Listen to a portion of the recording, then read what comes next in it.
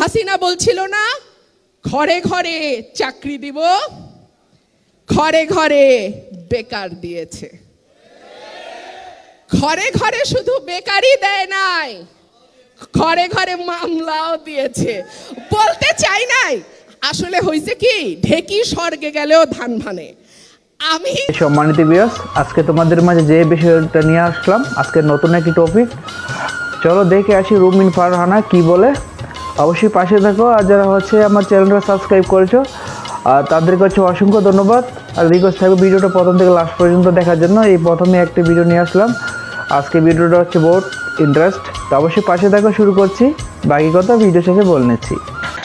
ঘরে ঘরে শুধু বেকারই দেয় নাই, ঘরে ঘরে মামলাও দিয়েছে। বলতে চাই নাই, আসলে হয়েছে কি, ঢেকি স্বর্গে গেলেও ধান ভানে। আমাকে কিন্তু 2-3 দিন আগে ওয়ার্নিং দেওয়া হয়েছে, এটা কিন্তু অরাজনৈতিক বক্তব্যের জায়গা। আমি বলি খাইছে, আমার মাথার চুল থেকে পায়ের নখ পর্যন্ত রাজনীতি। আমি রাজনীতির বাইরে কথা বলবো কেমনে? রাজনীতির বাইরে কথা বলতে পারি না বলে তো প্রেমও করতে পারি নাই।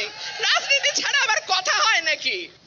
সেনাবাহিনীর প্রধান general Aziz, all prime ministers man, দেখেছেন সবাই? সেই সময় কিছু আত্মীয় বন্ধু ফ্রেন্ড, ফেসবুক ফ্রেন্ড আমার দেখি প্রোফাইল পিকচার চেঞ্জ করছে, I am prime ministers man. মনে আছে? আরে সারা বাংলাদেশ আজিজের সঙ্গে এক হয়ে শেখ হাসিনার লোক হয়েছিল ওই সময়, মনে নাই? এইবার যখন ধরাটা পড়লো, আমি আবার ফেসবুকে ঢুকলাম, খুঁজা বাইর করি I am prime ministers man কারা। একটাও নাই। শুধু তো তাই না, আওয়ামী লীগ সুদ্ধা কইতেছে ও কি করছে আমি কি জানি, ওর বিপদ ওরটা আমি নিতে পারবো না ভাই, যার যার দুর্নীতি তার তার। তো যার যার দুর্নীতি তার তার, যখন দরকার ছিল তখন ব্যবহার করছো, আর এখন খেলা ফুরাইছে তোমারে আর আমি চিনি না। তো এই ধরনের সরকারের চরিত্র। 2 হলো বেনজিরের সম্পত্তিও ক্রোক হয়েছে, র্যাবের ডিজি ছিল, একই অবস্থা, একই পরিণতি, একই ধরনের পরিণতি বরণ করতে হয়েছে আওয়ামী লীগের একজন এমপি আনার। শুনেন নাই তার নাম? সবাই শুনছেন। বিভৎস পরিণতি, সেই পরিণতি নিয়ে আমি আর কথা বলবো না, বিভৎস পরিণতি তাকে বরণ করতে হয়েছে। যাই হোক, তো কি বলতেছিলাম, ঘরে ঘরে দিছে মামলা। বিরোধী দল একটা সময় মানুষ ভাবতো বিএনপি করে, আচ্ছা ঠিক আছে ওদের সাথে না মিশলেই হবে, আমি দাওয়াত দিলে আত্মীয়রা আসে না, প্রমোশন আটকায় যাবে, ব্যবসা বন্ধ হয়ে যাবে, আরো কি জানি সমস্যা হবে, আসে না। আমি বলে আচ্ছা থাক, আমার টাকা বাঁচলো, খাওয়াইতে লাগলো না, ভালো কথা, সম্পর্ক রাখে না। একটা সময় ভাবতো বিএনপি করলে মামলা হবে, বিএনপি করলে কারাগারে যেতে হবে, বিএনপি করলে চাকরি হবে না, বিয়া করবে না মানুষ, বিএনপি করলে সম্পর্ক হবে না, বিএনপি করলে অনেক সমস্যা। এর বাইরে তো গুম, তুলে নিয়ে গিয়ে হত্যা, বিভৎসভাবে মারধর, নখ তুলে ফেলা, কি নাই বলেন তো? এমন কোনো অত্যাচার নাই যেটা বিরোধী দল করলে করা হয় না। কিন্তু ওই যে বলে না, বারে বারে ঘুঘু তুমি খেয়ে যাও ধান, এইবারে ঘুঘু তোমার বধিব পরাণ। যারা রাজনীতি করেন না তারা মাইন্ড করেন না ভাই, দুটা সত্য কথা বলি। যারা মনে করছে আমি তো বিএনপির সঙ্গে মিশি না, ওরা তো এই দেশে থাকার মতোই না, বঙ্গোপসাগরে ফালাই দিতে পারলে আর একটু ভালো হইতো, তারাও এখন আর নিরাপদ না। আমার ড্রাইভার ঈদের আগে আগে আমার কাছে আসলো, আমি বললাম কি ভাই তোমার বেতন বোনাস সব দিছি, আমার কাপড় কেনার টাকা নাই, তুমি আমার কাছে আবার কি চাও? বলে ম্যাডাম উপায় নাই, টাকা দিতে হবে, আমি এটিএম মেশিনে গেছি, মেশিনে টাকা নাই। 8,000 টাকা তুলতে গেছে ঈদের আগে, বেচারা টাকা নাই। খেয়াল করছেন, 2-3টা ব্যাংকের নাম আসছে যেখানে গ্রাহকরা গেলে 5, 10, 15,000 টাকাও তুলতে পারছে না। খেয়াল করেছেন খবরগুলো? সুতরাং বিপদ বাউন্ডারির বাইরে নাই, বিপদ একেবারে ঘরের ভিতরে আইসা ঢুকছে। তিনটা ঘটনা না বলে পারি না, ওই যে বলছি পায়ের চুল থেকে মাথার নখ পর্যন্ত রাজনীতি। তিনটা ঘটনা। সেনাবাহিনীর প্রধান general Aziz, all prime ministers man, দেখেছেন সবাই? সেই সময় কিছু আত্মীয় বন্ধু ফ্রেন্ড, ফেসবুক ফ্রেন্ড আমার দেখি প্রোফাইল পিকচার চেঞ্জ করছে, I am prime ministers man. মনে আছে? আরে সারা বাংলাদেশ আজিজের সঙ্গে এক হয়ে শেখ হাসিনার লোক হয়েছিল ওই সময়, মনে নাই? এইবার যখন ধরাটা পড়লো, আমি আবার ফেসবুকে ঢুকলাম, খুঁজা বাইর করি I am prime ministers man কারা। একটাও নাই। শুধু তো তাই না, আওয়ামী লীগ সুদ্ধা কইতেছে ও কি করছে আমি কি জানি, ওর বিপদ ওরটা আমি নিতে পারবো না ভাই, যার যার দুর্নীতি তার তার। তো যার যার দুর্নীতি তার তার যখন দরকার ছিল তখন ব্যবহার করছো, আর এখন খেলা ফুরাইছে তোমারে আর আমি চিনি না। তো এই হলো এই ধরনের সরকারের চরিত্র। দুই হলো বেনজির, বেনজিরের সম্পত্তিও ক্রোক হয়েছে, র্যাবের ডিজি ছিল, একই অবস্থা একই পরিণতি, একই ধরনের পরিণতি বরণ করতে হয়েছে আওয়ামী লীগের একজন এমপি আনার, শুনেন নাই তার নাম? সবাই শুনছেন। বিভৎস পরিণতি, সেই পরিণতি নিয়ে আমি আর কথা বলবো না, বিভৎস পরিণতি তাকে বরণ করতে হয়েছে। শুধু এটুকুই বলি, তার যা যা কর্মকাণ্ড, তার যা যা অ্যালিগেশন তার বিরুদ্ধে আনা হয়েছে, খুব বেশি হলে ৫-৭% এমপি হয়তো এই ধরনের কার্যকলাপের বাইরে আছে। যেহেতু ভোটের দরকার হয় না, যে এই কথাটা দিয়ে শুরু করেছিলাম, গণতন্ত্র কেন দরকার?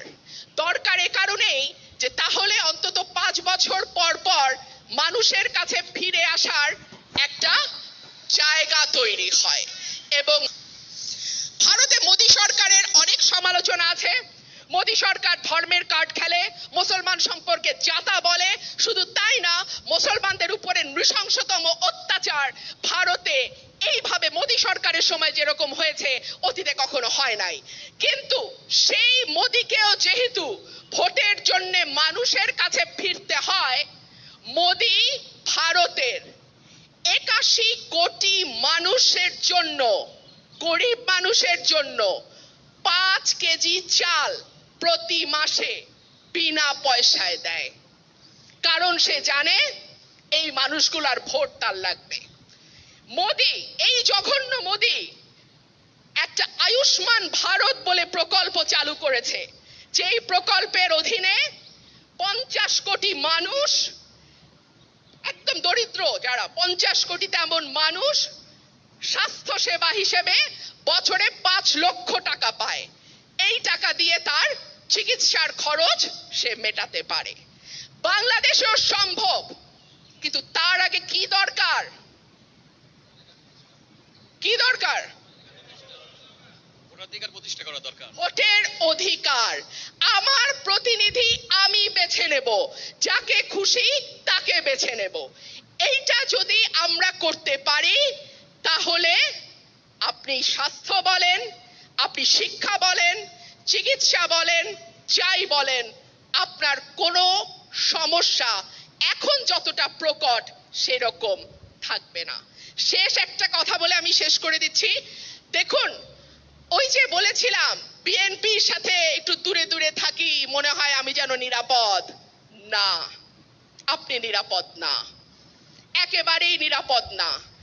এই আন্দোলনটা, এই সংগ্রামটা, মানুষের ভোটের অধিকার ফিরিয়ে আনবার এই চেষ্টাটা কোনো বিশেষ দল, কোনো বিশেষ মানুষ, কোনো বিশেষ গোষ্ঠীর না।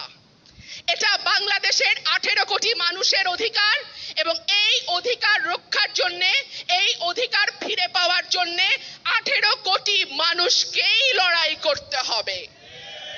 আমরা যারা বিরোধী দল করি, আমরা অনেক রক্ত দিয়েছি। শেষ জীবনে দেশনেত্রী আমাদের মা বেগম খালেদা জিয়া, তিনি কি জীবন না পেতে পারতেন? আজকে গুলশানের ছোট্ট ঘরে এভার কেয়ারের সেই এক রুমের হাসপাতালে কি তার শেষ জীবনটা কাটানোর কথা ছিল? তিনি এভাবে কাটাচ্ছেন আপনাদের জন্য। বিএনপির অ্যাক্টিং চেয়ারম্যান জনাব তারেক রহমান 24টা ঘন্টার মধ্যে 20 ঘন্টাই বোধহয় বাংলাদেশের মানুষের সাথে যুক্ত থাকেন। বহু দূরে থেকেও তিনি আমাদের অনেক বেশি কাছের। আমাদের নেতা কর্মীদের প্রত্যেকের নামে কয়েকশো করে মামলা। আমাদের নেতা কর্মীরা তাদের হাত হারিয়েছে, পা হারিয়েছে, জীবন দিয়েছে, অনেক করেছে।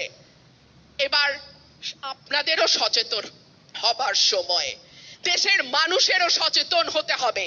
তাদের অধিকার তাদেরকেই বুঝে নিতে হবে। আমরা শুধু চাই আপনারা আমাদের পাশে থাকবেন। এই অধিকারটা যে আপনার অধিকার, এই লুটটা যে আপনার পকেট লুট, আপনারাই বুঝবেন এবং সেইভাবে নেক্সট আন্দোলনটা আমরা চাই নাই। আসলে হয়েছে কি, ঢেকি স্বর্গে গেলেও ধান ভানে। আমাকে কিন্তু 2-3 দিন আগে ওয়ার্নিং দেওয়া হয়েছে, এটা কিন্তু অরাজনৈতিক বক্তব্যের জায়গা। আমি বলি খাইছে, আমার মাথার চুল থেকে পায়ের নখ পর্যন্ত রাজনীতি। আমি রাজনীতির বাইরে কথা বলবো কেমনে? রাজনীতির বাইরে কথা বলতে পারি না বলে তো প্রেমও করতে পারি নাই। রাজনীতি ছাড়া আবার কথা হয় নাকি? সেনাবাহিনীর প্রধান general Aziz, all prime ministers man, দেখেছেন সবাই?